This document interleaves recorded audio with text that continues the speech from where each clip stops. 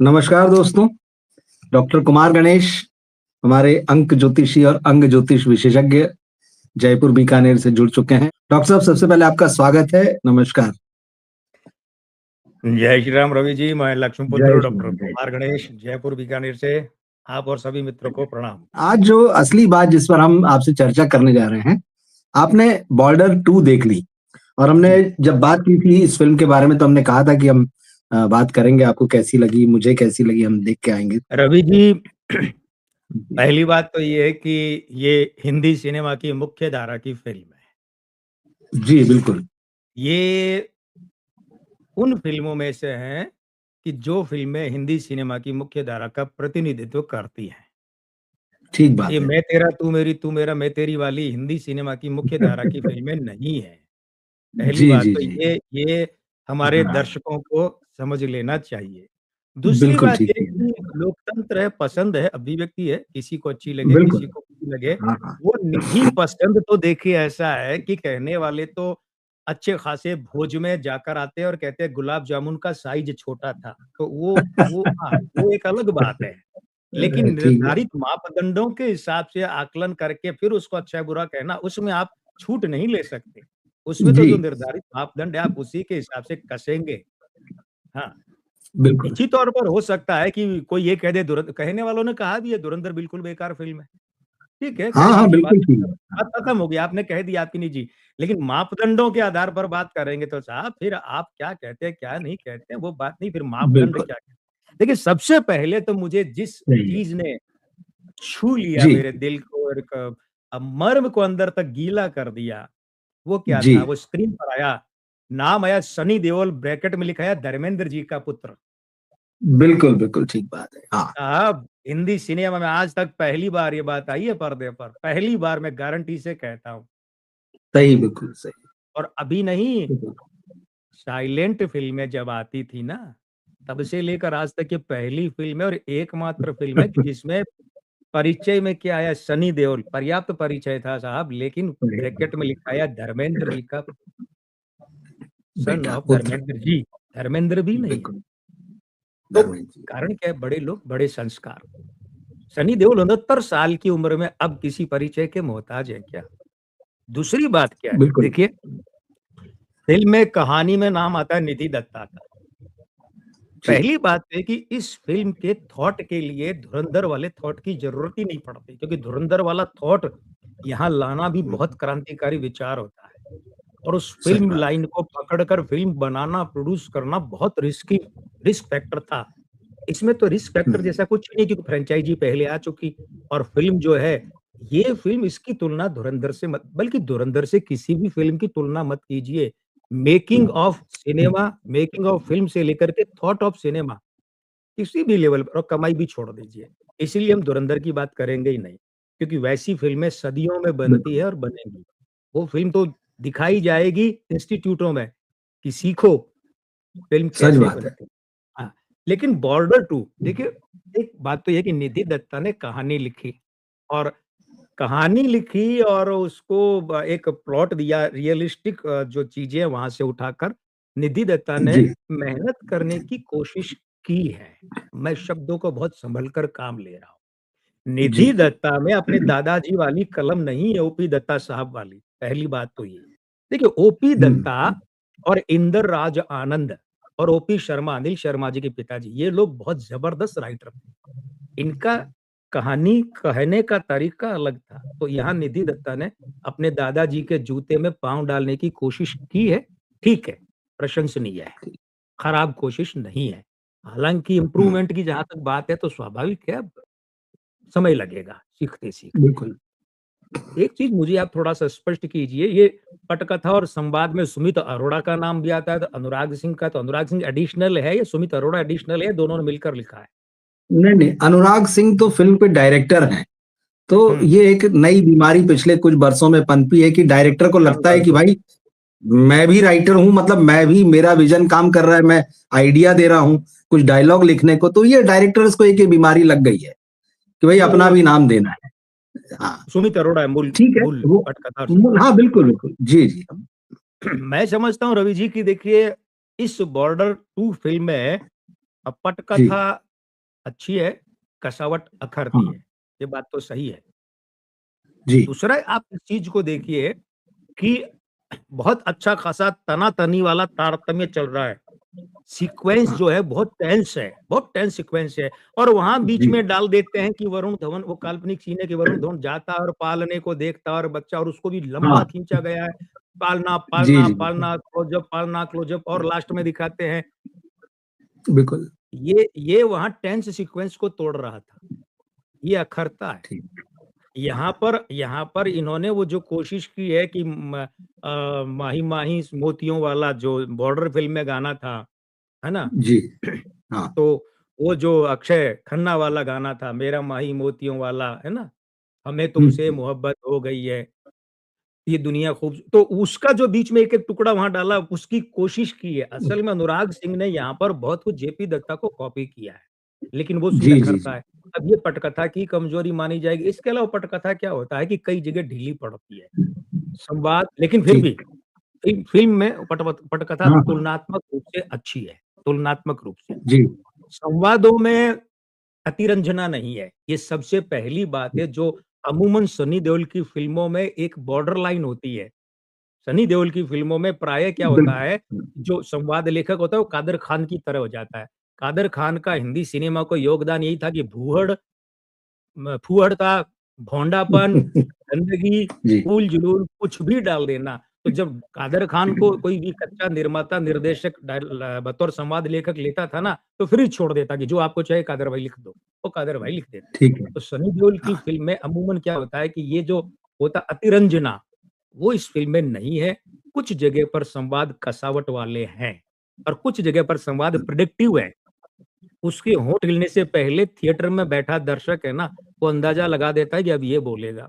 ये जो प्रिडिक्टिविटी है ना, ये एक लेखक के लिए फेल्योर होता है, मैं समझता हूँ। आप बहुत अच्छे, बहुत बड़े लेखक जी हैं। बिल्कुल दूसरी बात क्या है, संवाद में ऐसी फ़िल्मों में जो कसावट होनी चाहिए कि 199 मिनट सीट पर बंधा हुआ बैठा रहे दर्शक, तो साहब वो कैसे बंधता है? ठीक वैसे जैसे एक अच्छे मैच में सिंगल, डबल यानी आज भी मैच है, भारत-न्यूज़ीलैंड का चौथा बिल्कुल मैच है। एक-एक, दो-दो हाँ रन हाँ लेना अच्छी बात है, लेकिन जो बीच में छक्के-चौके लगते हैं, बाउंड्रियाँ, वो संवाद होते हैं। जी जी तालियाँ वो बजवाते हैं, सिंगल, डबल कभी तालियाँ नहीं बजवाते। तालियां हाँ, तो इसमें संवादों के मामले में जो एक तीखापन होना चाहिए था। देखिए, तीखेपन का मतलब ये नहीं होता है कि सिर्फ़ गाली-बाज़ी हो गई, अतिशयोक्ति। तो बिल्कुल इसमें लेकिन हाँ फिर हाँ हाँ भी संवाद पर अब सुमित अरोड़ा का काम मुझे ज़्यादा पीछे का ध्यान नहीं, अगर आप बताएँगे तो इनकी कुछ जी उल्लेखनीय फ़िल्में हाँ इन्होंने कुछ बिल्कुल शाहरुख खान की फिल्म है कुछ बड़ी फिल्में लिखी हैं एग्जैक्ट मुझे याद नहीं लेकिन हाँ इनका शाहरुख खान नाम की है और फ़िल्में तो ये ऐसी अतिरंजना जी से भरी होती हैं, उनमें कौन-सी अकल लगा के जी जी डायलॉग हाँ लिखेगा। ये जी भाईजानों की जो भी फ़िल्में होती हैं, उनमें तो सिर्फ़ उनके कैरेक्टर को उभारने के लिए कुछ भी बढ़ा-चढ़ा के लिख दो, डायलॉग मार दो, कोई फ़र्क नहीं पड़ता। हाँ हाँ बात ये होता है कि आपकी स्टोरी और आपकी स्क्रिप्ट जो है, उस स्क्रीन प्ले, उसके हिसाब से कसावट को ठीक तो देखें, तो मैं समझता हूँ कि बाकी फ़िल्मों के मुकाबले में तो इसके संवाद बहुत बढ़िया हैं, तमीज़दार बिल्कुल संवाद है। पहले तो मैं ये स्पष्ट कर दूँ, हाँ लेकिन बिल्कुल और कसावट होनी चाहिए थी। अब देखिए, मैं एक चीज़ पर जाना चाहूँगा, इस पूरी फ़िल्म में क्षमा कीजिएगा अगर मैं आपकी क्योंकि मैंने आपके रिव्यू मैं नवरात्रि की व्यस्तता के कारण से देख नहीं नहीं पाया। नहीं आपका ठीक है रिव्यू भी नहीं बिल्कुल देख आपसे पाया और आपके दूसरे वीडियो भी जी नहीं देख पाया। लेकिन क्षमा हम्म कीजिएगा अगर मेरी राय आपके रिव्यू से अलग हो तो। इस पूरी फ़िल्म में निर्देशक की पकड़ नहीं दिख रही है। मतलब ये निर्देशक की फ़िल्म है वो नहीं दिख रहा है और धुरंधर के एक-एक बिल्कुल शॉट में, एक-एक फ्रेम में हम्म, निर्देशक की फ़िल्म है, ये साफ नज़र आता है। इसमें ऐसा नहीं लग रहा ये निर्देशक की फ़िल्म है। ये कहीं लगता है सनी देओल की फ़िल्म है, कहीं लगता है कोरियोग्राफ़र की फ़िल्म है, कहीं कुछ लगता है। कुछ जगहों पर टुकड़ों-टुकड़ों में मान लेते हैं कि निर्देशक भी रहा होगा। लेकिन अनुराग सिंह की सनी देओल ही नहीं, ऐसी यौधिक फ़िल्म, युद्ध फ़िल्म में जो पकड़ होनी चाहिए ना, वो पकड़ इस फ़िल्म में अनुराग सिंह की दिखी नहीं। मैं आप और मित्रों को 60 के दशक में फिर ले जाना चाहूँगा हकीकत जो कि हिंदुस्तान की पहली प्रामाणिक युद्ध फ़िल्म है। देखिए, अच्छा चलिए पहले 28 साल भी चल लीजिए, उस बॉर्डर पे ही चले जाइए। जी बॉर्डर फ़िल्म में, युद्ध फ़िल्म के बाद में कितना प्यारे 2 रोमांटिक गाने थे। एक रोमांटिक गाना माही माही मोतियों वाला, हमें तुमसे मोहब्बत हो गई है पूजा भट्ट और अक्षय खन्ना और अक्षय दूसरी खन्ना हाँ सुनील शेट्टी साहब का तो चलूँ। बिल्कुल। अब आप देखिए, युद्ध फ़िल्म होने का मतलब ये नहीं कि सिर्फ़ गोलियाँ-गोलियाँ चलेंगी, तो यहाँ आप एक अच्छा रोमांटिक सॉन्ग जो है, वो कर सकते थे। लेकिन क्या होता है, मुझे एक बहुत बड़ी शिकायत है पिछले 22-23 वर्षों से हिंदी सिनेमा से, उसमें म्यूज़िक के हुँ, समय आगे चर्चा करूँगा। अब फ़िलहाल ये जो बैकग्राउंड स्कोर की बात कर लूँ, तो जॉन स्टीवर्ट इडुरी को ये उनका क्रेडिट जाता है, फ़िल्म में, हाँ, नाम में। हाँ।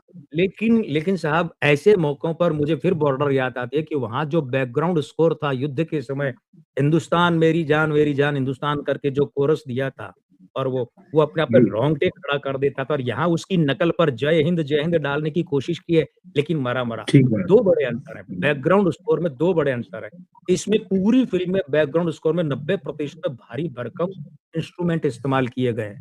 कॉम्बिनेशन जो जी, भारी भरकम, वो सीन को मार हाँ, देता है, सीन को मार देता है। जी, जबकि बॉर्डर की बात कर लीजिए भले, उसमें जो बैकग्राउंड स्कोर है, वो असल में उतना है कि सीन को उभारता है और आप तो डायरेक्टर भी हैं रवि जी, बैकग्राउंड स्कोर वो अच्छा होता है जो सीन को उभारने में मदद करे, वो ना बात कि उसके ऊपर हावी होता हो ही जाए। इसलिए। बिल्कुल, बिल्कुल, इसीलिए होता है ना, इसमें ऐसा बिल्कुल। नहीं है, काफ़ी जगहों पर है, काफ़ी जगहों पर और ये मैं सारी बातें फ़िल्म की तारीफ़ करते हुए कह रहा हूँ, बेहतर ही और हो सकती थी। मैं उन शोबों जी, को जी। हाँ, मैं तारीफ़ करते हाँ, हुए कह रहा हूँ कि देखिए क्या होता बिल्कुल, है, बिल्कुल। हुँ, जहाँ जिन तिलों में तेल होता है ना, घानी में वो नहीं हाँ, पीसा जाता है। जिन तिलों में तेल ही नहीं होता, बिल्कुल। कमबख्त उनको घानी में डाल के घानी की मेहनत और क्यों खराब कर सही इसीलिए है। मैं इस फ़िल्म को मैंने पहले ही कह दिया था कि ये क्या है। अच्छा एक बात और है, चलिए कास्टिंग पे आते हैं सिनेमैटोग्राफी अंशुल जी, चौबे ने मेहनत की है हाँ, साहब। चाहे देहरादून के सीन हो, है ना? नेशनल जी, वॉर अकेडमी है, दूसरी बात अंशुल चौबे बिल्कुल। मैं चाहता हूँ कि अच्छा एक और है, मैं आपको एक बात बताऊँ, क्योंकि जब मैं रवि जी अंशुल चौबे में जो झलक देख रहा हूँ ना, वो देख रहा हूँ द्वारका दिवेचा की, अच्छा, शोले वाले। शोले वाले, जी, बिल्कुल। या मनमोहन सिंह की, जो यशराज जी के यश चोपड़ा साहब के हाँ, फ़ेवरेट हुआ करते थे, फ़िल्म है बिल्कुल, ना? तो मैं उनकी झलक देखता मुझे लगता है अंशुल चौबे इन्होंने अब तक जो भी काम किया हो, लेकिन बतौर सिनेमैटोग्राफर अगर ऐसी ही मेहनत करते रहे ना, बहुत जल्दी बहुत प्यारा काम देंगे साहब। क्योंकि असल में जो सोच निर्देशक सोचता है, उसको बिल्कुल, आँखें तो सिनेमैटोग्राफर ही देता है ना। अब आप ठीक बात है। देख लीजिए मुगले शर्मा में मुगल-ए-आज़म में आर डी माथुर, कोई अलग कर सकता है? ठीक, अंशुल चौबे मेहनत की है साहब और संपादन मनीष हुँ, मोरे साहब ने भी मेहनत की है। सीन इस तरीके से जोड़े गए हैं कि वो आपको सीट पर बैठे रहने पे मजबूर करते हैं और धुरंधर के बाद लगातार ये लंबी अवधि की फ़िल्म है, बिल्कुल, लगातार। हाँ। मतलब 199 मिनट यानी कि कितना 3 घंटे 19 मिनट की और वो 3 19 घंटे 3 घंटे 20 मिनट, 22 बिल्कुल, मिनट बिल्कुल। तो शायद इतनी होती लगभग हाँ, इतनी वो है। 24 हाँ, बिल्कुल, बिल्कुल लगभग, हाँ। धुरंधर अभी भी है और अभी 3 घंटे रहेगी, 24 मिनट, जी, जी, रहेगी। जी, जी। सिनेमा हाँ, चल हाँ। रहा तो संपादन में मनीष मोरे साहब ने मेहनत की है, बाकायदा हाँ, अच्छा काम किया है, हाँ, जोड़ने में और मुझे इस ठीक। फ़िल्म में संपादन देखकर एक वो सीन याद आ गया 1942 लव स्टोरी को जब 1995 में फ़िल्म फेयर का संपादन का पुरस्कार मिला था। तो उसमें अच्छा, एक जी। सीन था जो इंटरवल से ठीक पहले है, कि जिसमें अंडरग्राउंड में नहीं बेसमेंट में जैकी श्रॉफ होते हैं और ऊपर वो गेट होता है जैसे पुराने घरों में है ना कि छोटा-सा लकड़ी का गेट है वो बंद है जी, फर्श का और जी, वो ऊपर से अंग्रेज़ सिपाही आते हैं और वो जैकी श्रॉफ खुखरी लेकर, कटार या खुखरी लेकर वो गेट ठीक। खोलते हैं हाँ, बेसमेंट का और ऊपर जाते हैं, बढ़ते हैं। इस चीज़ की कंटिन्यूटी के लिए श्रेष्ठ संपादन का पुरस्कार मिला था, ठीक। 1942 लव स्टोरी फ़िल्म के संपादक को। इस फ़िल्म ने मुझे वो याद दिला दी। मुझे बरबस याद आ गया वो प्रॉपर सीन और अगर हम बात करें तो हाँ, अब मैं आना चाहूँगा कास्टिंग पर। मैं आपको बताऊँ रवि जी, जी, ईमानदारी की बात है कि जी। इस फ़िल्म के लिए ज्योतिषी प्रेडिक्शन करते समय मैं सोच रहा था यार सोनम बाजवा ढंग से हिंदी नहीं बोल पाती, ये मेधा राणा ये क्या हाँ, ले लिया और मोना सिंह तो मुझे जस्सी जैसी कोई नहीं में भी पसंद नहीं आई थी। वो थ्री इडियट ठीक, मतलब मुझे मोना सिंह कभी कहीं पसंद ही नहीं है, मैं बड़ी ईमानदारी से कह रहा हूँ। ठीक। कभी जी, जी। आज नहीं, इस फ़िल्म से पहले तक। जी, जी। लेकिन अब कास्टिंग की दाद मुकेश छाबड़ा को धुरंधर के बाद फिर देनी पड़ेगी। देखिए क्या होता है, असल में आप ये देखिए कि होशियार सिंह, वरुण धवन को हरियाणवी बैकग्राउंड से जी। बताया गया है ना? सॉरी। इसमें ये ध्यान दीजिए कि ये जो होशियार सिंह की पत्नी के रूप में मेधा राणा को लिया जो गेटअप दिया गया है, सबसे पहली बात होती है, आप किसी भी आदमी की शक्ल-सूरत जो होती है ना, वो अगर कैरेक्टर के हिसाब से होती है, तो आप उसका गेटअप, मेकअप, कपड़े वो बाद की बात सही, है ना? बिल्कुल। उसका वार्डरोब बाद की बात है। तो आप देखिए कि मेघा राणा का जो सौंदर्य है, वो बाकायदा हरियाणवी सौंदर्य लगता है। बाकायदा हरियाणवी ऐसा लगता है हरियाणा की सौंदर्य है ना? और ऐसी ही लगती है कि जैसे अनपढ़ है। मतलब वो चेहरे से वो चीज़ आता है। हाँ, अच्छा इसके अलावा सोनम बाजवा, ठीक है ये पंजाबी कुड़ी है, अच्छी लगी। लेकिन हाँ, साहब हाँ, लेकिन हाँ, पंजाबी कुड़ी है जन्म से बिल्कुल। जी, लेकिन साहब कास्टिंग कितनी प्यारी है कि वाक़ई पंजाबी लग भी रही है। होने को तो बिल्कुल दूसरी ठीक। फ़िल्मों में थी सोनम। अब आप जी हाँ। देखिए आन्या सिंह कितना छोटा-सा रोल है। अहान हाँ, शेट्टी लेकिन की पत्नी के रूप में कितना पत्नी छोटा-सा के रोल है। लेकिन क्या आँखें बोलती हैं। यानी आन्या सिंह जो ये है मैंने आपसे प्रेडिक्शन करते समय पूछा था ये भाई कौन है, क्या है? पर ये मैं कहता बैंड्स हूँ ऑफ बॉलीवुड में भी अच्छी लगी छाबड़ा थी ये। है। हाँ, बिल्कुल। बैंड्स ऑफ बॉलीवुड में भी आपने अच्छी मुकेश लगी थी। छाबड़ा और अन्या सिंह की बिल्कुल, आँखें हाँ, बोलती है डायलॉग बहुत कम है। लेकिन बहुत कम जी, डायलॉग में से अगर कोई ज़िंदा कर दे सीन को, तो वो आन्या सिंह की मुझे याद आ गई रेशमा और शेरा अमिताभ बच्चन की दूसरी फ़िल्म थी गूंगे थे सुनील दत्त साहब वाली। उसमें राखी जी का डेब्यू होता है, हिंदी सिनेमा में। ठीक है, और वो एक सीन था जिसमें उनके पति ओके। को मार दिया जाता है, तो वे रोती है लेकिन बिना मुँह से आवाज़ निकाले चूड़ियाँ तोड़ती हैं। वो जो सीन था या धुरंधर में जो बेटे की मौत पर अक्षय खन्ना ने डकैत ने बिल्कुल, किया, रहमान ने, आन्या सिंह ने हाँ, आँखें बोली साहब, आँखें गीली आँखों से कैसे सीन में बोला जाता है। इस लड़की ने बता दिया कि अगर इस पर मेहनत की जाए ना, तो ये लंबी रेस का घोड़ा सिद्ध होगी, मुहावरे में कहूँ तो। जी, और जी, बिल्कुल। मैं रवि जी आपके माध्यम से सुनील शेट्टी साहब को बधाई देना चाहता अच्छा, हूँ। उनका ठीक है। घोड़ा लंगड़ा नहीं है। मैं मुहावरे ठीक में है, कहूँ तो देखिए ये बात सही है कि अहान शेट्टी जो है उनकी अभिनय प्रतिभा स्वाभाविक है सबकी वाइड रेंज वाली नहीं होती भाई, बिल्कुल, बिल्कुल, नहीं हाँ, होती। हर आदमी अमिताभ बच्चन, संजीव कुमार, दिलीप कुमार नहीं होता। लेकिन मैं ये बात मुझे आशंका थी।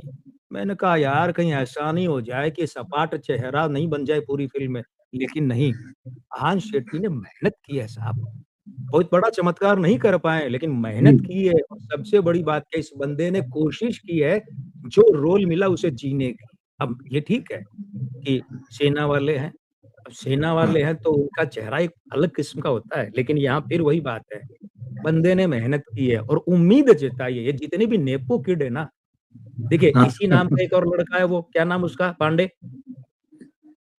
अरे वो वो अच्छा, अच्छा, हाँ, ऑक्सीजन सैयारा वाला। सिलेंडर फ्री में लिए लोगों के जो फ़ोटो आए थे, सैयारा वाला, हाँ, आहान आहान यही पांडे। है उसका नाम? जी, यही नाम है ना? जी, आहान पांडे साहब ना? हाँ, इस आहान में दम है, इस ओके, आहान में दम है और अगर इस बच्चे को आहान शेट्टी को अच्छे सँभालने वाले निर्देशक मिल गए ना, तो रवि जी मेरी बात याद रखिए ये बच्चा अपने पिता के ग्राफ को जल्द ही पार कर लेगा और अच्छी लंबी पारी खेलेगा। क्या बहुत बात है। बढ़िया काम किया है।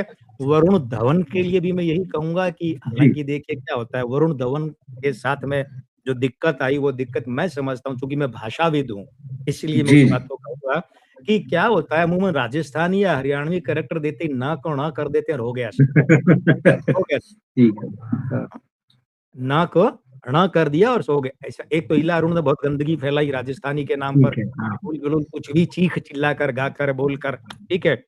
तो उस तरीके से अब ये रात अकेले में इला अरुण ज़रूर ढंग का कुछ कर गई, अच्छी बात है। तो ये वरुण धवन के डायलॉग में जो थी, वो उस बंदे ने निभाई, लेकिन मैं समझता हूँ कि इस फ़िल्म ने वरुण धवन के अभिनेता को एक नया आयाम दिया है, एक नया स्पेस दिया है और एक नया ठीक है, द्वार खोला है हाँ, संभावनाओं का। कि इधर-उधर की ये भेड़िया इसी वरुण धवन की जो सीरीज़ है ना, ये भेड़िया-भुड़ियाओं हाँ, की हाँ। बजाय तो इस फ़िल्म में जो वरुण वरुण धवन ने काम किया है ना, ये इस आदमी के पूरे अभिनय करियर में बॉर्डर 2 में किया गया अभिनय है ना, वो एक अलग स्थान रखेगा जी, हमेशा। बहुत मेहनत की है, ठीक है। बहुत मेहनत की है, जिया है, जिया है। हाँ, हुँ, ये बात और है कि देखिए बात वही है ना, अगर अगर आप जो है आपके पास लूना है, तो भई आप 110 की स्पीड से तो चला ही नहीं सकते ना। सही बात है, लेकिन ठीक। लूना की जगह तो लूना ने बड़ा अच्छा काम किया है। मगर हाँ, अच्छा मैं अब एक कैरेक्टर पर और आ जाऊँ, फिर वो एंड वाली बात आती है ना फ़िल्म में, एंड रजनीकांत तो मैं एंड सनी जी, देओल जी, बना जी। दूँगा। बिल्कुल, बिल्कुल, मैं बिल्कुल। आता हूँ दिलजीत दोसांझ पर। मुझे मतलब एक ये आदमी है, इस तरीके के लोग, इस फितरत वाले लोग कभी पसंद ही नहीं आते। ओके, लेकिन इस फ़िल्म में एक बंदे का काम पसंद आया। अब जैसे इस बात को यूँ समझिए मैं बहुत आलोचक हूँ इनका कि वो पाकिस्तानी एक्ट्रेस के साथ फ़िल्म वाला एक आध 2-4 और बीच में बात हुई, मुझे वो जी, पसंद जी। नहीं आई। लेकिन इस फ़िल्म में बंदे का काम अच्छा है, अभिनेता के रूप में, गायक के रूप में नहीं, हाँ, गायक के रूप में बोझ लगते हैं, जी। मैं उस पर हाँ, बाद में हाँ, आऊँगा। हाँ, गाना भी है। जी हाँ। लेकिन अभिनेता के रूप में इस बंदे ने काम किया है, मगर मैं आपको 1-2 चीज़ें बताऊँ, जी, मित्रों को 1-2 चीज़ें बताऊँ। देखिए, आप जानते हैं मैं बॉडी लैंग्वेज वाला भी हूँ, अंग ज्योतिष तो वो जी। बॉडी लैंग्वेज ज्योतिष में नहीं, वो कास्ट आपके इसी चैनल के सहयोग से 5-6 कास्टिंग डायरेक्टर मेरे क्लाइंट हैं, कास्टिंग डायरेक्टर अरे! और अरे! और वो मुझे आपके कहते हैं, ऊपर। आपके शो के जी। माध्यम से ही बने हैं, आपके माध्यम से बने हैं। तो नहीं, वो नहीं, मुझे अरे आपकी कहते वजह हैं कि हम फलाँ फ़िल्म कर रहे हैं, फलाँ सीरीज़ कर रहे हैं, फलाँ ये कर रहे हैं, गुरुजी इसमें ये रोल है, अब आप बताइए कि इसमें कास्टिंग के लिए फैक्ट क्या चाहिए? वो जो element, body element, face element, body element. Character जी, कैसा होना चाहिए? मैं आपको एक चीज़ बता दूँ, असल में क्या है, पहली बात तो है कि पगड़ीधारी सरदार, जी। ठीक है? वो हिंदी सिनेमा की बात नहीं है। पंजाबी सिनेमा को छोड़ दीजिए क्योंकि पंजाबी सिनेमा तो एक अलग दुनिया है इस मामले में, बिल्कुल। इस मामले में। हाँ, क्योंकि हाँ, किसी भी सिनेमा, किसी भी भाषाई सिनेमा में वो जाए, उसके लिए फिर कुछ रोल जो होते हैं बहुत सीमित हो जाते हैं, ठीक पहली बात बात। है। दूसरी बात क्या है, देखिए रवि जी क्या होता है हिंदी सिनेमा की बात करूँ मैं अब, बाकी क्योंकि मैं दूसरी जी, भाषाओं की फ़िल्में उतनी देखता हूँ जितनी डब होती है और जो बाकी नहीं जी देखता हाँ। मैं, है ना? देखिए ये जो इतनी तीखी नाक है ना, जीत दोसांझ की, इतनी बिल्कुल, हाँ। तीखी नाक के साथ में आप पारंपरिक भूमिकाएँ तो कर ही नहीं सकते। आप विलेन की भूमिकाएँ कर ओके। सकते हैं। जीवन, आपको याद है जीवन के पुत्र किरण कुमार पहले हीरो के रूप में आए थे, राधा के साथ, आए लेकिन चले हाँ, क्या? हाँ, चले नहीं चले। कैसे? लोटिया पठान के विलेन रूप में बन ही चले ना। बिल्कुल, बिल्कुल, हाँ, प्राण, गुलशन ग्रोवर, रंजीत, रहमान, बिल्कुल। रहमान के नथुने थोड़े चौड़े थे तो साइड हीरो में भी चल गए। तो ये नाक जो तीखी चीज़ सब। है ना, अब मैं आता हूँ 69 साल के जवान सनी देओल साहब पर। जी, देखिए, आज ही मैंने पढ़ा भूषण कुमार का एक स्टेटमेंट कि हम बॉर्डर 3 पर काम करने वाले हैं। हाँ, फिर बिल्कुल, बिल्कुल। मैं तो खूब पढ़ता हूँ ना, 4-5 ऐप जी, पढ़ता हूँ, कई अखबार रोज़ पढ़ता हूँ मैं ऑनलाइन। तो जी, फिर एक और जगह आई कोई खबर कि साहब बिना सनी देओल के बॉर्डर 3 बनाने जा रहे हैं। मैं समझता हूँ कि जी। शायद नहीं होगा ऐसा। भले ही चाहे नहीं 5 होगा, मिनट, ऐसा नहीं होगा। 10 मिनट के जी, लिए गेस्ट अपीयरेंस रखा जाए, लेकिन बॉर्डर फ्रैंचाइज़ी सनी देओल के बिना बिल्कुल, बने, ऐसा इस देश का नहीं, हिंदी नहीं, सिनेमा का दर्शक ही स्वीकार नहीं करेगा। करेगा ही नहीं, सही है। आप आधी तो फ्लॉप उसे वही मान लीजिए, अगर बॉर्डर फ्रैंचाइज़ी में सनी देओल नहीं है। ठीक। मैं यहाँ एक फ्रैंचाइज़ी नुमा फ़िल्म की बात करना चाहूँगा। देव साहब की नवकेतन के बैनर तले फ़िल्म आई थी ज्वेल थीफ, विजय आनंद हाँ, आई थी, सुपर बिल्कुल आई थी। हाँ, हाँ। फिर अपने एक साहब आए और उन्होंने फ़िल्म बनानी चाही इसी की फ्रैंचाइज़ी के नाम पर वो डायरेक्ट वो अधिकार मिले नहीं तो थोड़ा घुमा-फिरा कर रिटर्न हाँ, ऑफ हाँ, ज्वेल बिल्कुल आई थी अभी। हाँ, देव साहब को ही लिया हीरो और ऐसी पीटी की थिएटरों में 4 दिन नहीं चली। सही है। क्योंकि आप सिर्फ देव साहब को ले लें वो भी नहीं चलेगा। ज्वेल थीफ वाला जादू कहाँ से जगाएँगे? एसडी बर्मन, नीरज, उसके बाद विजय आनंद सबसे बड़ी बात, फिर वो सारी चीज़ें वैजयंतीमाला, फिर अशोक कुमार उस फ़िल्म के सबसे बड़े हीरो थे। बिल्कुल। उन्हें निकाला तो फ़िल्म धड़ाम से गिरती है, वो नहीं चली। अब देखिए बॉर्डर 3 की बात अलग है, लेकिन मैं एक चीज़ पर आना चाहूँगा और वो ये है कि देखिए सनी देओल साहब ने इस फ़िल्म में काम बड़ा प्यारा किया है और अपनी शारीरिक क्षमताओं से कहीं अधिक किया है, लेकिन कुछ जगहों पर अखरते हैं। सबसे पहली बात मैंने जो कहा ना कि अनुराग सिंह का मुझे जी, इसमें डायरेक्टोरियल जो जी, कंट्रोलिंग जी, सिस्टम वो दिखा नहीं कहीं। कैसे? बिल्कुल। देखिए रवि जी, निर्देशक वो होता है जो पर्दे पर दिखने वाली हर चीज़ तय करता है कि ये दिखेगी और ये नहीं दिखेगी, है ना? अब आप देखिए खून पसीना जो फ़िल्म है, वो राकेश कुमार बना रहे थे, ईमान धर्म बना रहे थे, प्रकाश मेहरा, राकेश कुमार प्रकाश मेहरा के असिस्टेंट थे। तो अच्छा वो शूट कर रहे थे कश्मीर में, प्रकाश मेहरा और राकेश कुमार भी कश्मीर में शूट कर रहे थे। तो प्रकाश मेहरा को अपने असिस्टेंट की सारी सीमाएँ पता थी ना, कि ये कितनी इसकी रेंज है। तो प्रकाश जी, मेहरा ने एक सेकंड यूनिट लगाकर कश्मीर में एक्स्ट्रा शूटिंग करवा ली, बिना किसी को अच्छा, बताए। और एडिटिंग टेबल पर जब फ़िल्म आई खून पसीना तो वो प्रकाश मेहरा कहे यार राकेश ये गड़बड़ है, वो गड़बड़ है, तो ल प्रकाश जी अब क्या करें? रीशूट बोले चिंता मत कर। उन्होंने अपनी सेकंड टीम जो शूट करने गई थी उसकी शूट निकाली जी, जी। और एड कर दिया। तो डायरेक्टर तय करता है ना। अब आप देखिए मित्रों ने जिन्होंने गौर नहीं किया है अब फिर बॉर्डर देखने जाइए, बॉर्डर 2 क्या गौर करें, सनी देओल साहब का क्लोज़अप सामने से दिखाना ही नहीं चाहिए था पूरी फ़िल्म में, ये बहुत बड़ी गलती है। क्योंकि होता क्या है, उनके टाइट क्लोज़अप में उनकी ये आँख आधी खुलती है, बहुत अखरता है, बहुत अखरता है। सनी देओल जैसा विराट जो अभिनेता मतलब जो बिल्कुल। दर्शक हॉल में बैठा हो क्या समझ रहा है? सनी देओल विराट सनी देओल, व्यक्तित्व है और उसको क्लोज़अप देखे और ये आधी आँख खुली और ये पूरी खुली, तो वो जो बैठा है ना उसको उसके दिल को ठेस लगती है। ये वही बात है जैसे नरेंद्र मोदी जी को कोई फटे कपड़ों में देख के बड़ी दयनीय हालत में भले ही चाहे प्रधानमंत्री पद पर है, वो स्वीकार नहीं करेगा। ये तो नरेंद्र मोदी जी नहीं है यार, वो तो जलवा ही और है। ये क्लोज़अप नहीं दिखाना कई जगह और हर जगह वो उतरता है। अब इसको आप किसी वीएफएक्स से भी सही नहीं कर सकते, नहीं, नहीं कर सकते। हाँ, इतना अवश्य है जैसे मैंने कहा था कि स्क्रिप्ट का मामला है, स्क्रीन प्ले का जी, मामला। तो स्क्रीन प्ले के मामले में देखिए ऐसा है कि जब वो दिया होता है जलाने जाते हैं और वो दिया इधर बुझता जी, है और उधर वो बेटे के मरने की खबर आती है। अब इस सीन में वो जो उलझन और कशोपेश दिखाना चाहते थे ना, वो दिखा नहीं पाए निर्देशक महोदय। मोना सिंह ने बहुत अच्छा काम किया साहब। एक एक परंपरागत गृहिणी पंजाबी सिख महिला किस तरीके से क्या डायलॉग डिलीवरी, क्या एक्सप्रेशन और एक तरह से क्या गुंथा हुआ कैरेक्टर, बहुत अच्छा काम किया है। अब वो जो मेरी सबसे बड़ी शिकायत होती है, पिछले जी, 20, 22, 23 सालों से हिंदी सिनेमा का संगीत। हाँ, देखिए, ये जो है ना रिक्रिएशन वगैरह मैं इसको कहता हूँ शब्दों का धोखा। ये आपका यूँ समझ लीजिए भिखमंगापन है, ये आपकी अपनी नाकामी है कि आप नया वैसा नहीं रच सकते, तो उसी में 4 लाइनें डाल दो और उसी को 4 इंस्ट्रूमेंट बजा दो। रवि जी मुझे नहीं पता कि आप सुनते हैं नहीं सुनते, मैं यूट्यूब पर एक है चैनल वो सुनता हूँ तो उसमें एक आते हैं अपने मैं नाम भूल रहा हूँ उनका वो बुजुर्ग से हैं वो, सफ़ेद दाढ़ी, चश्मा लगाते हैं और एक उनके शायर मित्र हैं राजेश साहब उनका नाम है। तो वो जो गाने वाले हैं ना, वो क्या जी, करते हैं, गाने हिंदी गाने होते हैं पर इनमें अंतरे दूसरे फिट किए होते हैं। राजेश जी के लिखे हुए अच्छा, अंतरे फिट किए होते हैं। हाँ, ठीक, और ठीक है। वो गाते हैं। हुँ, ये हालाँकि वो तो ऐसे गाते हैं इतने मधुर लगते हैं कि बार-बार सुनने को जी हुँ, करता है। लेकिन ये जो रिक्रिएशन मैं देख रहा हूँ काफ़ी दिनों से जब से प्रमोशन हो रहा है, मनोज मुंतशिर आते हैं, मिथुन जी, आते हैं, पता नहीं इनको मिठून क्यों कहा जाता है, मिथुन है ये तो। हाँ, तो वो चलते हैं और सोनू निगम भी 2-4 कार्यक्रमों आए और सफाई दे रहे हैं। नहीं भाई स्वीकार कीजिए कि आप में वो क्षमता नहीं है कि वो जादू जगा नहीं है, सकें। स्वीकार बिल्कुल, कीजिए, आप में वो जादू जगाने की रवि जी क्षमा कीजिएगा। जी, मैं चाहता हूँ किसी दिन आप कार्यक्रम आप और हम रखें सिर्फ़ अनु मलिक के संगीत पर।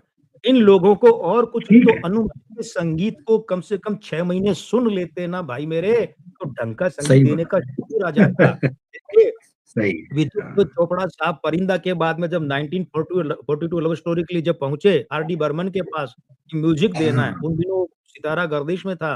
उन्होंने कहा 6 महीने बाद आना, विदु 6 महीने बाद आए, बोले हाँ कर लूँगा, बोले क्या किया दादा 6 महीने बर्बाद कर दिए, बोले नहीं, मैंने 6 महीने में मेरे पिता एस.डी. बर्मन साहब के संगीत सुना है सिर्फ़ और सिर्फ़ और उसके हाँ, बाद तो इतिहास से वो अमर फ़िल्म है म्यूज़िक के हिसाब से।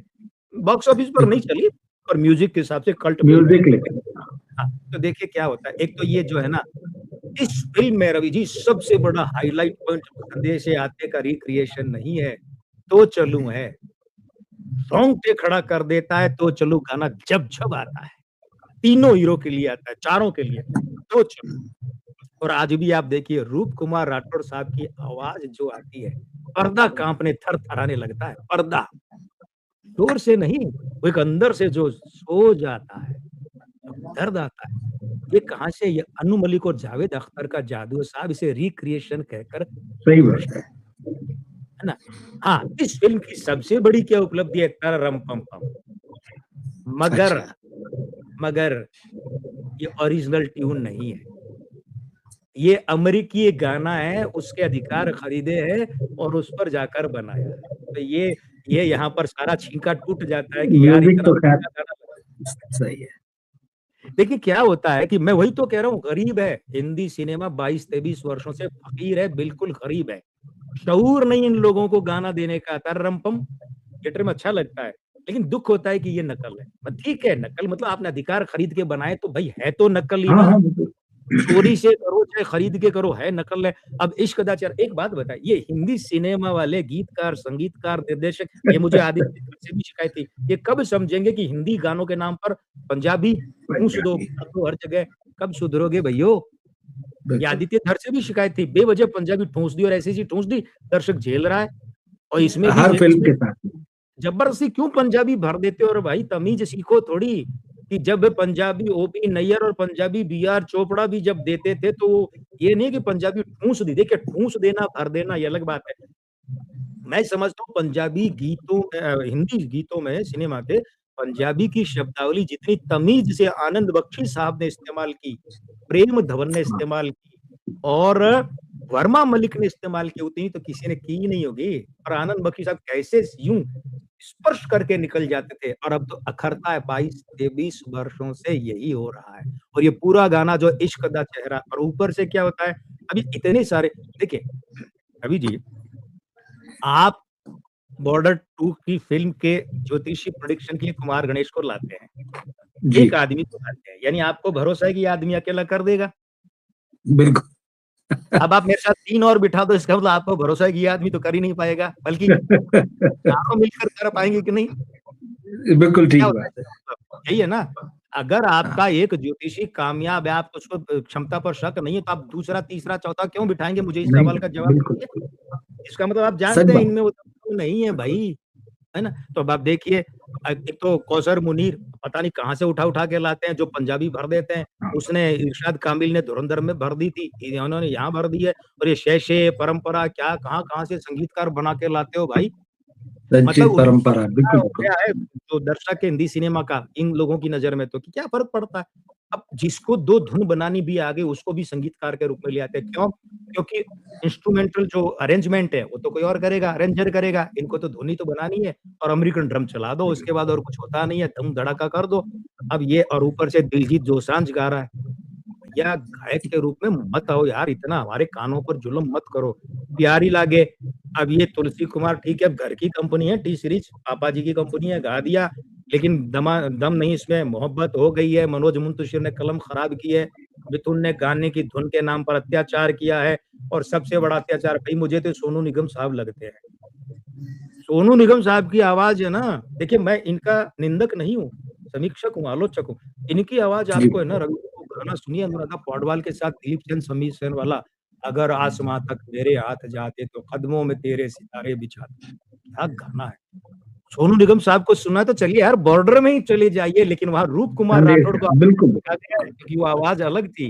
और उस समय सही है। सोनू निगम की आवाज़ में फिर भी कुछ दम था, ये दिल दीवाना, दीवाना ये दिल परदेस था मामला। नहीं, लेकिन साहब हवा बिल्कुल, में उड़ने वाली आवाज़ है। पिछले 20-22 सालों में, अच्छा मुझे एक अचंभा हो रहा है, मुझे बहुत बड़ा अचंभा हो रहा है, मैं फ़िल्म की बात रोक रहा हूँ, लेकिन सोनू निगम की आ जी। गई।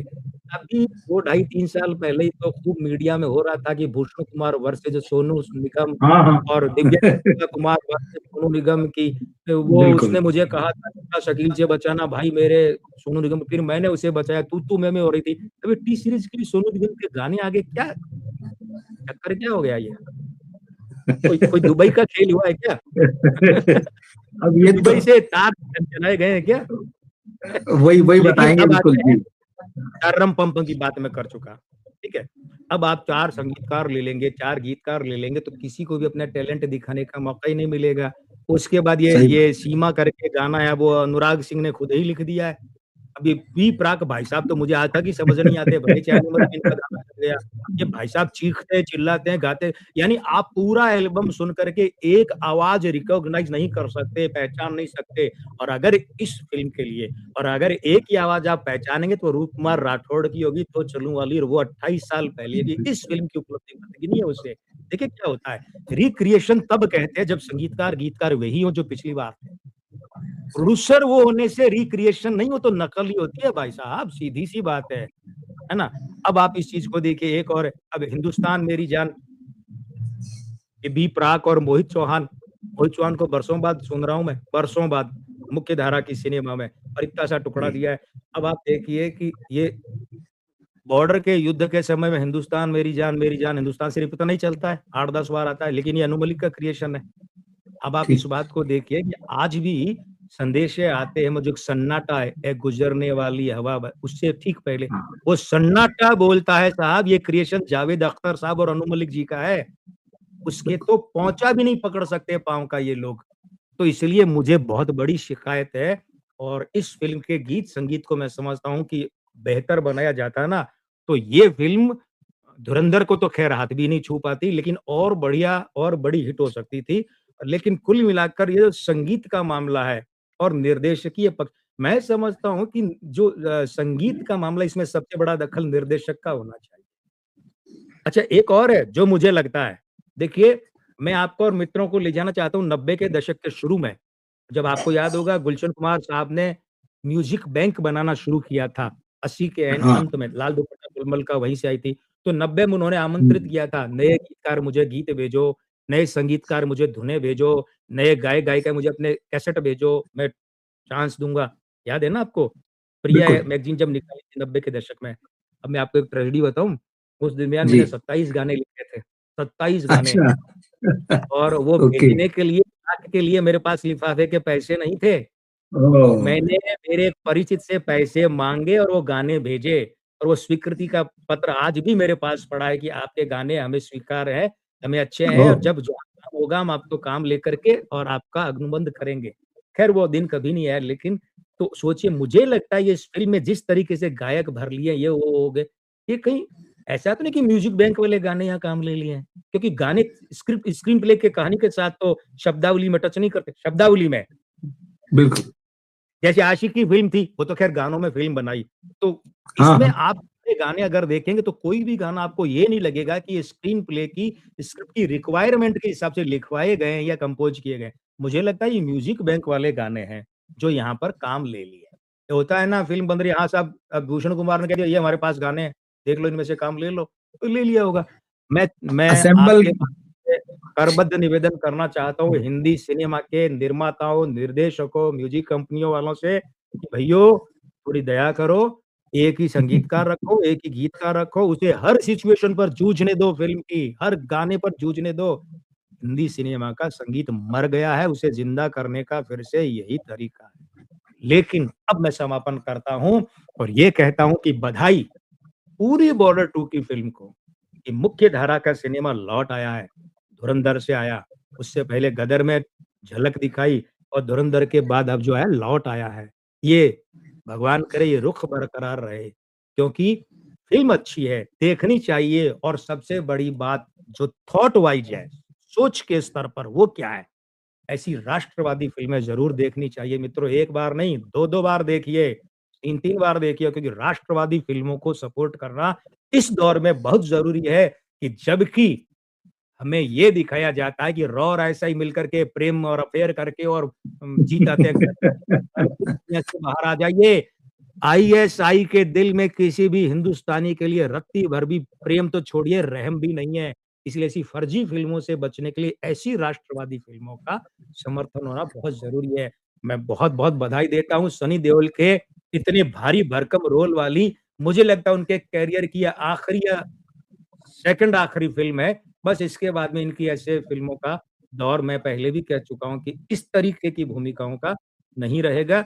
लेकिन रवि जी, फ़िल्म बढ़िया है, देखने लायक है। जो मैंने कमियाँ बताई वो गुलाब जामुन छोटा नहीं है, गुलाब बिल्कुल, जामुन मेरे मुँह में फिट आ गया।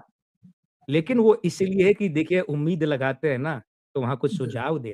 ये निंदा नहीं थी, सुझाव थे, बधाई। हिंदी सिनेमा को बॉक्स ऑफिस गुलजार है, और मार्केटिंग स्ट्रैटेजी क्या है? बड़े बड़े जब फ़ोटो डाला ना कटआउट सनी देओल के, अब आप सोचिए फ़िल्म का जी, कौन जी, है सारा, सनी देओल। कटआउट किसके लगे हैं? सनी देओल, सनी किसी और के? बस, बिल्कुल, तो यही सच्चाई है बॉर्डर फ्रैंचाइज़ी की। सनी देओल बराबर, गणित की भाषा में Sunny Deol equal to border franchise. Border तो क्षमा सनी कीजिएगा, साहब के आपके बगैर तो रिव्यू मैंने देखा जी, नहीं, अगर आपके रिव्यू से अलग नहीं, कोई नहीं, बात हो तो मैं पहले क्षमा माँगूँ, भाई लेकिन मुझे जो अरे लगा कैसी मैंने बात कर रहे हैं आप? ये तो बड़ी आपका प्यारी रिव्यू सुनना है, मेरी बातें उसमें कोई वो नहीं नहीं, रखती है। मैं मैंने आपका अपनी रिव्यू बातें कही है। तो लेकिन नहीं, साल से फ़िल्म देखते मुझे हैं। अच्छी लगी, फ़िल्म बिल्कुल अच्छी लगी, मैंने देखी। मेरी जो भी सहमति असहमति थी फ़िल्म से मैंने कही है उसमें, और आपने जो बातें कही है बिल्कुल ठीक है। इसमें एक चीज़ जैसे जो आखिरी में जो मिट्टी के बेटे गाने जो आया था, हाँ। वो मुझे काफी पसंद आया, और जिस जगह पर वो आता है भूल गया अंत मैं, में वो उसकी जो बात मैं करना ही भूल गया। जी, मैं जी, आता बस हूँ। बाकी तो सारी मेरे बातें जी, सामने जी, जी। लिखे हैं, मैं भूल गया। देखिए मैं आपको एक जी, चीज़ बताऊँ, हाँ, मैं यहाँ पर देखिए मनोज मुंतशिर साहब जिन्होंने इसमें नाम मनोज मुंतशिर क्यों लिखा है, वो तो मनोज मुंतशिर तिवारी या पूरा लिखना लग गए थे ना। अब सिर्फ वहाँ हाँ। पे थोड़ा वो हटा दिया क्या उन्होंने? तिवारी तो लिखना था, शुरू किया था मौका तिवारी से। देखते हैं भाई ये लोग तो किस मौके पे क्या इस्तेमाल करना है। ये असल में कुमार विश्वास एक नाम नहीं है, एक एक फितरत है, एक वर्ग फिर है, वो उस वही वर्ग वही में वही भी आता है कि मौका देखो और तिवारी लगा लो और मौका देखो। लेकिन छोड़िए, मुंतशिर मनोज लगा लो। जी, की जो लेखनी है ना, मैं उसका मूल रूप से प्रशंसक हूँ। मूल रूप से लेखनी का, इस जी, गाने की बात नहीं कर रहा, लेखनी का मैं प्रशंसक हूँ। उस आदमी के तेवर अच्छे हैं। अब ठीक है साहब, पता नहीं कौन कब पथभ्रष्ट हो जाता है या गाड़ी पटरी से उतर जाती है, वो अलग बात है। तो ये जो गाना है ना, मिट्टी के बेटे, मैं आपको बताऊँ, ये मिट्टी के बेटे जो गाना है ना, ये आज नहीं, ये गाना दशकों तक लोगों की आँखों में आँसू लाता रहेगा, दशकों तक। और मैं आपको एक निवेदन करूँ, मैं इस गाने की धुन के लिए मिथुन को पहली बार मुझे मिथुन का कोई गाना पसंद आया है और बेहद पसंद आया है। और मिथुन को मैं बधाई दूँगा कि मिथुन ने देखिए मनोज मुंतशिर ने तो वो भी लिखा था, केसरी वाला, केसरी वाले पे। फिर मिट्टी में मिल जावा, फूल बनके में खिल बिल्कुल। जावा। लेकिन उसमें 2 कमियाँ थी साहब, अरिजीत सिंह ने गाए थे शायद वो गाना। जी, जी, अरिजीत जी। सिंह ऐसे गानों के लिए नहीं बने। ख़ैर आज ही खबर आई है कि उन्होंने संन्यास ले लिया प्लेबैक से, अब नहीं गाएँगे। मैं कहता हूँ जी। अच्छा हुआ, अच्छा हुआ। अरिजीत सिंह के लिए ठीक है। अच्छा हुआ, हिंदी सिनेमा के लिए भी अच्छा हुआ हाँ, क्योंकि मैं देखिए मैं तो सोनू निगम के बाद किसी को गायक ही नहीं मानता। लास्ट गायक ठीक। मैंने जो पहचाना है वो शान, सोनू निगम, शान भी थोड़े सोनू निगम, उसके बाद मैं नहीं मानता कोई गायक है। अरिजीत सिंह गाए होंगे, लोगों को पसंद है लेकिन वो जो मुख्य धारा का गायक होता है वो अरिजीत सिंह नहीं थे। तो वो देखिए मगर उसमें एक दूसरी कमी क्या थी? तेरी मिट्टी में मिल जाऊँ, रिदम सेक्शन नहीं था। ऐसा लगता है नहीं एल्बम था, गा रहे हैं। इस बिल्कुल। इसमें मिट्टी के बेटे में अभी जी मेरी वो शिकायत दूर होगी, रिदम वाली जो रिदम है, ताल वृंद है। ये जो रिदम सेक्शन है ना, इसने बहुत बड़ी मदद की है कि एक झंकार पैदा करता है ये गाना। और हाँ, सोनू निगम ने बहुत मेहनत की है इस गाने को गाने में, बहुत मेहनत की है। अच्छा गाया है। और बात वही है ना कि 20 साल में जो सोनू निगम की आवाज़ है वो हल्की हो गई है। पता नहीं क्यों हवा भर गई है, पतली आवाज़। पतली मतलब वो वैसे औरतों वाली नहीं लेकिन हल्की हो गई है। जी, एक कलर फेड होता है ना इनकी आवाज़ का गेज फेड हो गया। फिर भी मैं फिर दोहराता हूँ, इस बढ़िया गाने के इस गाने मुझे लगा कि मिथुन में संस्कार जो है ना वो प्यारेलाल जी के खानदान के हैं। तो सेरा पंडित राम प्रसाद जी शर्मा के संगीत के खानदान बोले साहब इसमें, है ना? एक, दूसरा मनोज मुंतशिर को बधाई और तीसरा मैं फिर दोहरा रहा हूँ, ये गाना दशकों तक नहीं बल्कि और भी लंबे समय तक लोगों की आँखों में आँसू लाता रहेगा और ये गाना उतना ही बड़ा जितना कि संदेशे आते हैं। क्योंकि वो एक अलग गेज है, लेकिन इतना ही बड़ा अलग मतलब ये इस फ़िल्म का सबसे हाइलाइट पॉइंट है और गज़ब और हाँ, बधाई यहाँ अनुराग सिंह को, इस गाने को फ़िल्माने में। और ख़ासकर साहब जब शेखों के पिता, शेखों की लाश को सामने ये जो एक बट लगाते हैं ना मूंछ में, डायरेक्टर बोलता है वहाँ डायरेक्टर बोलता है ये मूंछों का जो एक हाँ, बट है ना, क्योंकि वो जाते समय क्या कहता है बाबूजी जी, दार जी आपकी दर्द। मूंछें नीचे नहीं होने दूँगा। तो बट लगाना क्या ये देखिए, बड़ी प्यारी फ़िल्म है और ये आपने सही याद दिलाया वरना इतने बढ़िया गाने जी, को अरे मैं तो तरसता हूँ ऐसे गानों के लिए, चूक जाता है मैं इंसान। मतलब मेरे रिव्यू जो भी है, मतलब मेरे जो है, जो आपने बातें कही, मैं बहुत सहमत हूँ उनसे। इस जी, पूरी फ़िल्म में अगर मुझसे कुछ कहा जाए ना, कोई एक चीज़, कई मोमेंट्स आते हैं जो आपको इमोशनल करते हैं, आपको छूते हैं, हाई है, लो है। लेकिन ये जो आखिर में जो गाना है, इसी गाने ने जो है ना आपकी आँखें भिगो दी। मतलब बिल्कुल, यही मुझे लगा कि ये बेस्ट चीज़ थी इस फ़िल्म की, जो सबसे लास्ट में आती है। तो ज़बरदस्त। और मैं इस फ़िल्म को इसी गाने के लिए याद रखूँगा। बाकी तो ठीक है, वो कहानी, एक्टिंग वैक्टिंग वो सारी चीज़, होता रहता पर ये है, होता गाना जो रहता है है। ये कमाल है इसमें। हाँ, वो बातें इस तो गा फ़िल्म देखी, हमने रिव्यू किया, चर्चा की, खत्म हो गई यहीं पर। लेकिन ये हाँ, गाना लेकिन है ना, ये गाना दिल हाँ, में बैठा है साहब, दिल में। बिल्कुल, और ये बिल्कुल मैं ठीक तो कह रहे हैं आप, क्योंकि मेरी भी यही राय थी। ये गाना जाने कब तक बजता रहेगा, मतलब इस गाने में वो बात है। और जितनी तो बार ये बजेगा ना, हाँ, आँखों में आँसू आएँगे। उतनी बार ये आपकी आँखें बिल्कुल। ये तो है, हाँ, ठीक चीज़ है। लेकिन हाँ, धुरंधर, धुरंधर है। नहीं, कमाई में भी वो सब धुरंधर बढ़िया। धुरंधर इसको है। मत कीजिए साहब। अब तो नरेंद्र मोदी बहुत बढ़िया हैं, लेकिन अटल बिहारी वाजपेयी की तुलना एक ही जी, परिवार के जी, जी। दोनों, एक ही परिवार हाँ, के, हाँ, एक ही बिल्कुल ठीक बात है, बिल्कुल वो नहीं, ठीक, वो ठीक। मामला अलग है, वो हाँ, अलग ये है। तो है। एक हमारे दर्शक हैं वो लिख रहे हैं कि ये 2-3 बार उन्होंने लिखा कि भाई ऑल टाइम ब्लॉकबस्टर होने के लिए बॉर्डर 2 को क्या करना चाहिए मेकर्स को? अब मुझे लगता नहीं, है अब तो वो किसी के पहले हाथ में कुछ नहीं है मुझे लगता है। नहीं, जी, उसमें क्या जी। रवि मैं एक चीज़ बताऊँ आपको और मित्रों को, उसमें ये होता है जी। कि फ़िल्म के मुहूर्त से पहले हमारा काम शुरू होता है ज्योतिषी का कि मुहूर्त इस दिन, ये कास्टिंग ये डेट ऑफ हाँ। बर्थ वाले होने चाहिए, इस डेट में जी। वो सब अब पानी पीकर जात नहीं पूछनी चाहिए, एक कहावत है। कहावत बिल्कुल ठीक। तो वो तो वही मैं कह रहा हूँ कि अब ये तो चीज़ें निकल चुकी हैं।